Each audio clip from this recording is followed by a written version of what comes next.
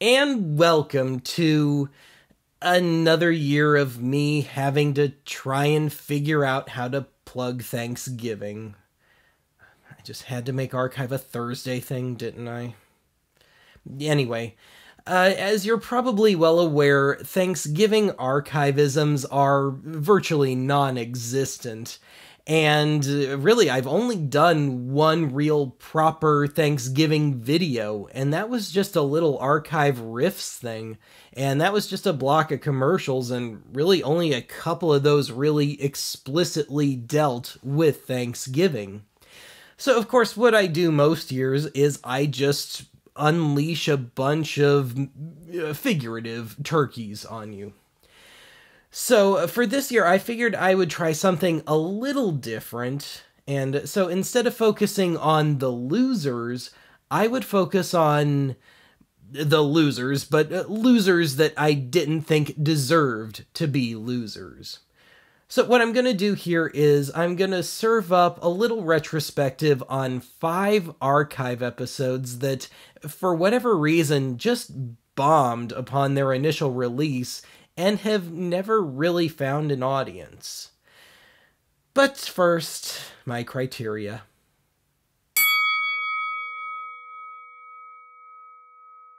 I had a list of 4 requirements for today's episode. They are: 1, it has to be a full regular archive episode, not a 0.5, 0.1, etc. Number 2, it had to be at least a year old as of my making this. Number 3, it's an episode I rarely, if ever, hear about from viewers. And number 4, if it's less than 5 years old, it cannot have cracked the 10,000 view mark. Or if it's 5 years old or more, I had to bump that number up to 11,000 views. To put this in perspective, just in the last year, I've had 4 new episodes crack 10,000. So with that, let's take a look back at some of those archivisms that slipped through the cracks.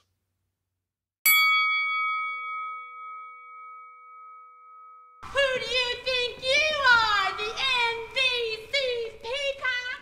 Before we begin, I'd like to briefly and quietly shine the spotlight on 3 archive episodes that met this episode's criteria, but either fell just a hair short of the standard of today's main subjects, or in the case of the most recent one, is just barely over a year old.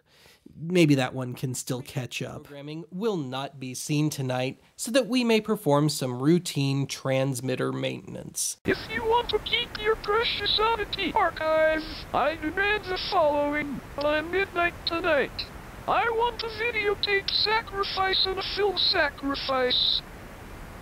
Oh yeah, and I want a blood offering and ritual fed through the airwaves. If you cannot supply these, I will release the blue death smoke from all of your Betamax sticks. Ta-ta! And the chief item in that package was this old Radio Shack-esque, DIY, supposedly Part 15 compliant, FM radio transmitter, albeit already assembled.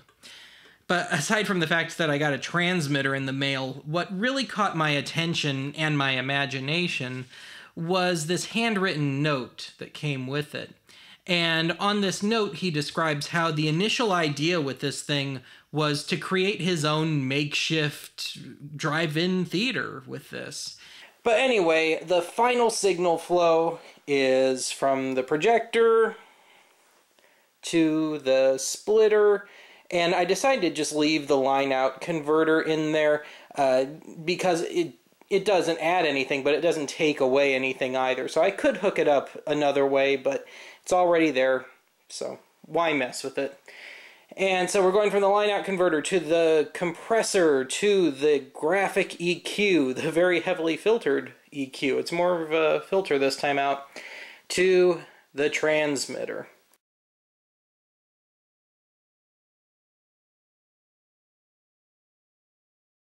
I'm Kent Easton of Black Hawk Films. For nearly 50 years, we've had fun bringing classic films to collectors. I guess I should find the right station.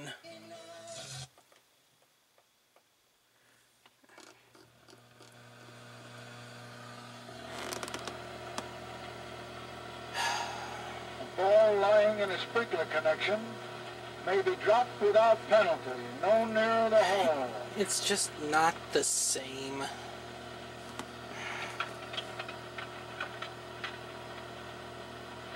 He liked to nibble on my cupcakes.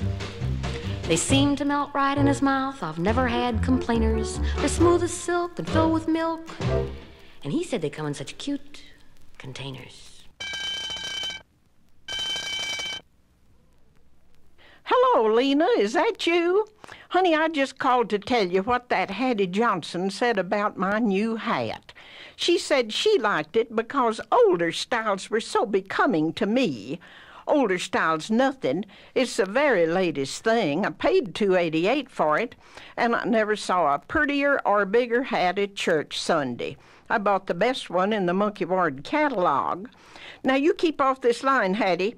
I can hear your receiver click. Flyersville, climb aboard the special. Flyersville, climb aboard today. Flyersville, values are unlimited and sales accomplishments for Chevrolet.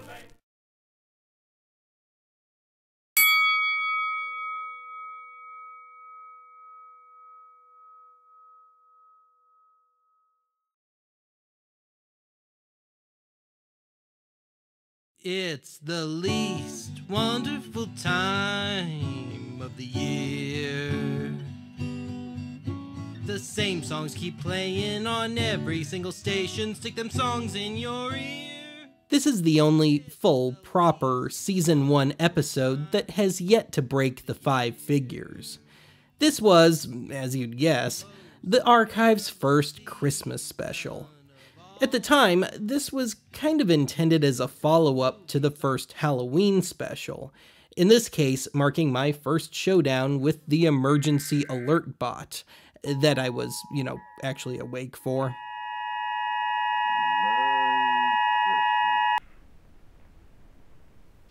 Come and get me, you bastard. Deck the house with fires of Satan. Okay, so I'm not much of a singer. This episode is kind of an anomaly in that it's one of only 3 regular Archive episodes to date, with no real subject matter. It's just a flight of fancy. The title, A Fair Use Christmas, was intended as a little ironic joke, as almost all of the third-party footage in the episode was freely available, unrestored, public domain footage from archive.org. As for the footage itself, it was mostly intended as a surreal backdrop to an otherwise Firesign Theater-styled theater of the mind kind of thing. I had a pretty mind. Oh God, I wish I had my pretty mind back. Hey! Oh great, the movie's making noises now. Can't say that I'm shocked. Hey! Oh, I swear I'm not asleep this time. I think. The concept behind the episode was to make a dual parody of Charles Dickens' A Christmas Carol and A Nightmare on Elm Street.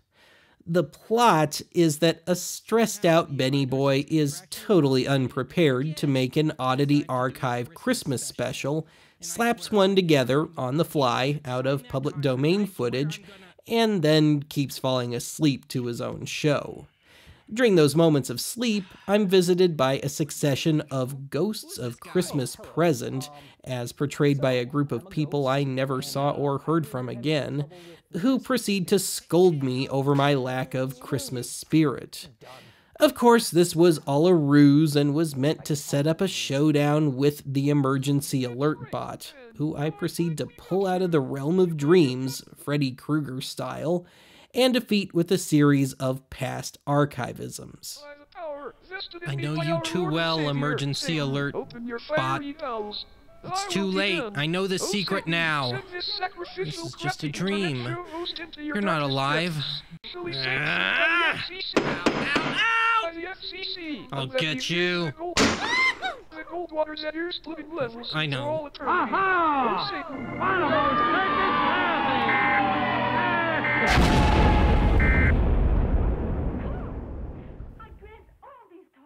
Ouch. It's pretentious, it's muddled, and it hits most of the season 1 potholes, but I've never made another Christmas episode like it. And I think it's underrated. Oh yeah, and it's got Mary Hartline. Of television, Mary Hartline was quite a figure in more ways than one. She had her own lines of merchandise, including dolls and such. Indeed, she was apparently an inspiration for the Barbie doll.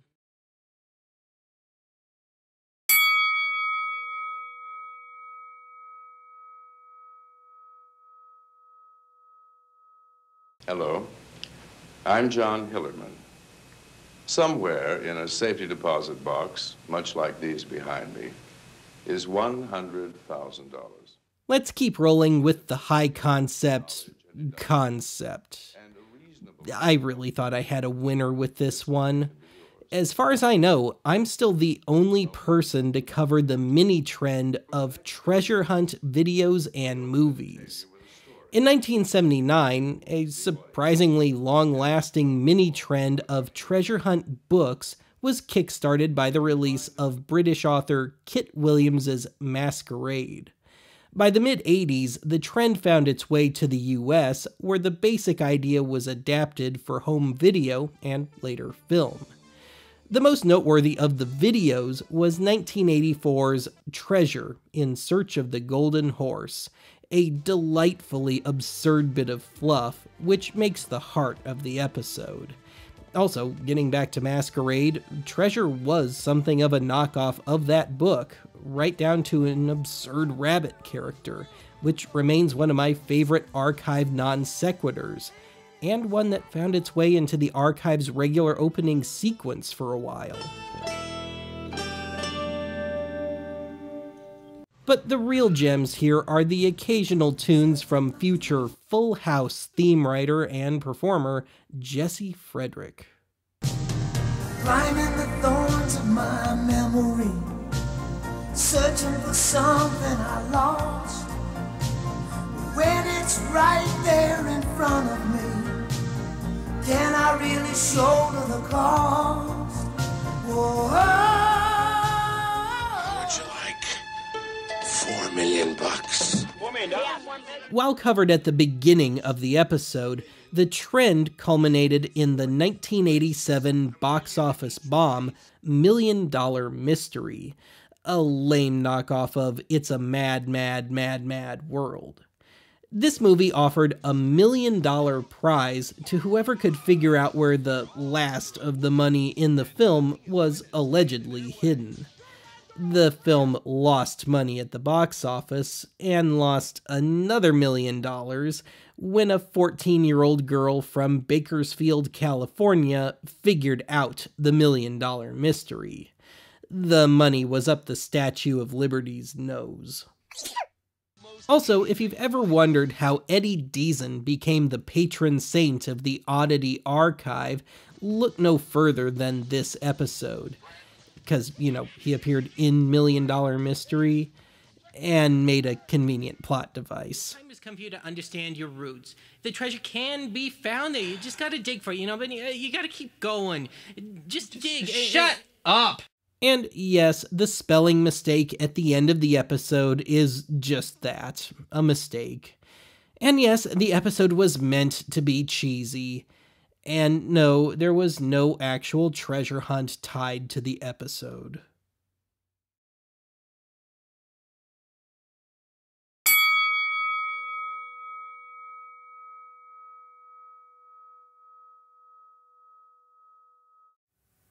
And welcome to the Oddity Archive, the show that wonders if it's still gonna be allowed to make beautiful downtown Aurora jokes next season. Yeah, this is 2 episodes, but this was initially conceived as a single episode. But as I went through the material I wanted to cover for it, there was just too much material, none of which I wanted to drop.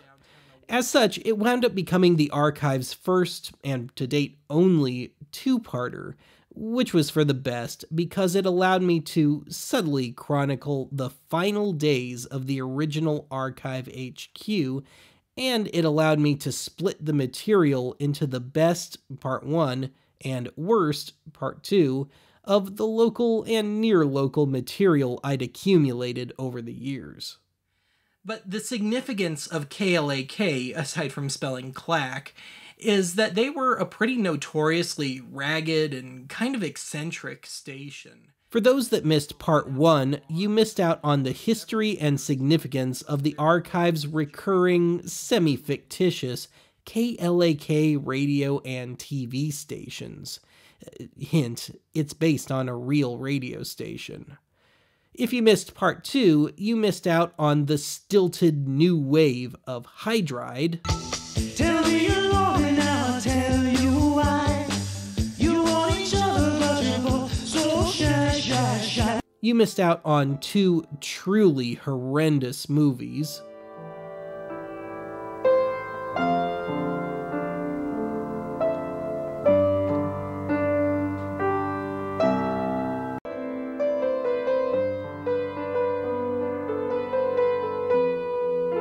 Why won't you let me go, she said. Why won't you let me go? It's because I love you. Don't you understand? I want you to be safe. I love you. And I'm screaming, you know, and the veins are bulging out of my forehead and out of my neck and everything. We're fathers of adolescent daughters.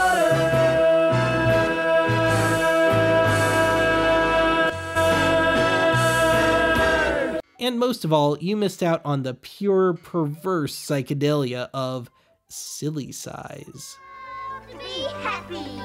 Well, if you really love to be happy, then it's very important for you to smile. Ding dong, ding dong. This is called the ding dong song. Ding dong, ding dong. With God as my witness, I honestly thought Silly Size was gonna ascend to Happy Hamster levels of infamy. We love you very much.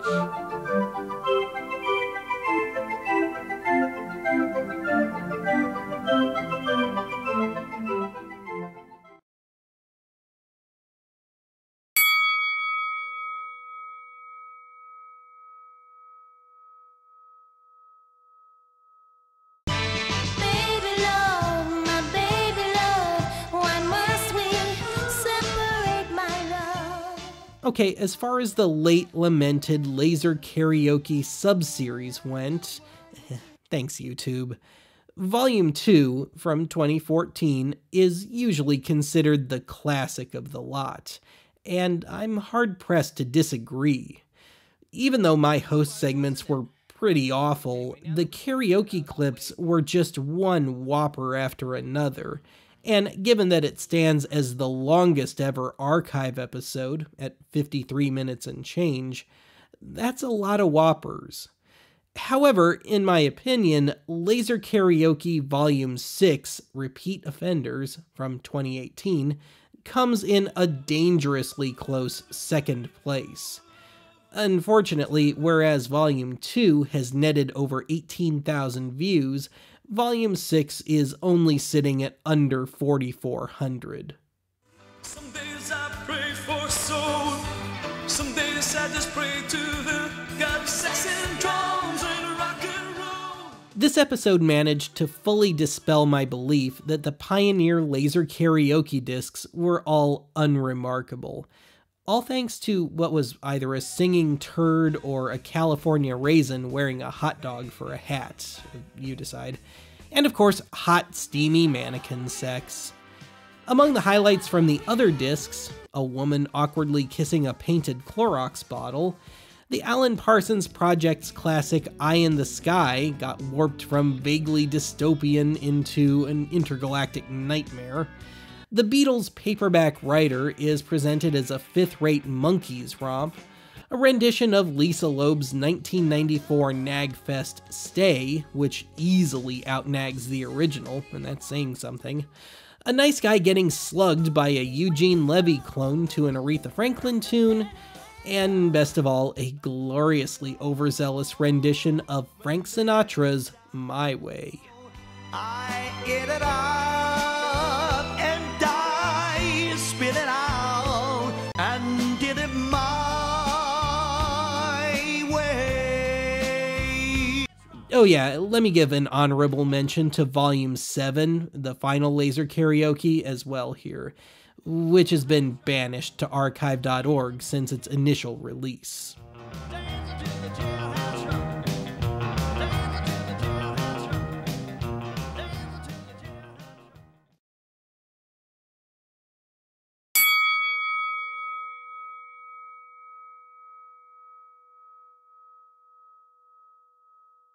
While the first random reel-to-reel episode wasn't exactly a smash, it was fairly well received. So when it came time to dip into the reel-to-reel tapes again, I felt like it was a fairly safe bet, especially given I felt like I had a two-pronged winner with these tapes.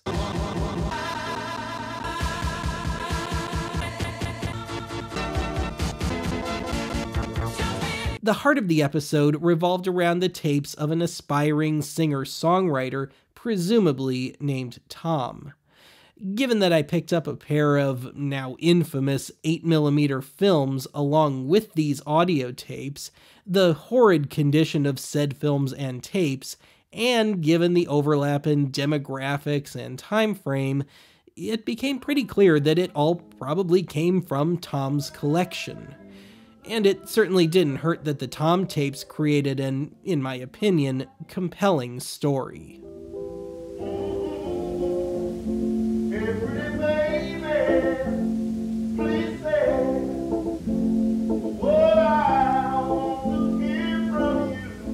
Well, let me ask you a question. You brought that up. Tom, would you feel it was a wise thing to invest $2,500 if you could see about a $75,000 return in a matter of 2 years? Would you think that was worthwhile? How long do I have to get $2,500? You'll find in my heart a real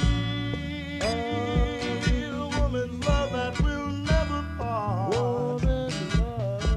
Yes, I'm glad. Yes, I'm glad. I played the game. I played the game of a man in love.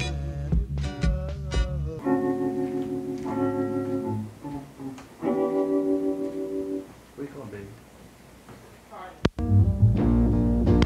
Aside from the Tom tapes, this is home to two of my favorite audio oddities, or oddities.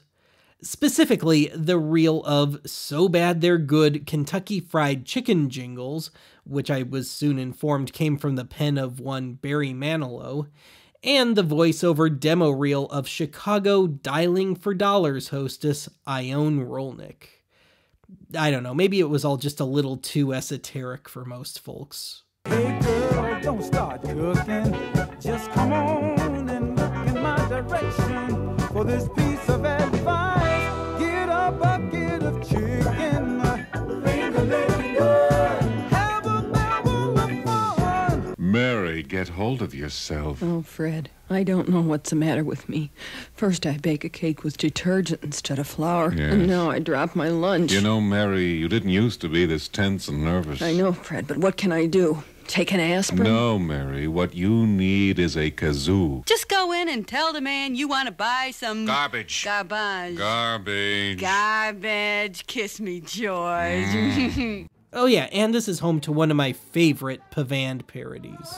Surprise your family with my Kentucky Fried Chicken. There's nothing like it to get folks having fun.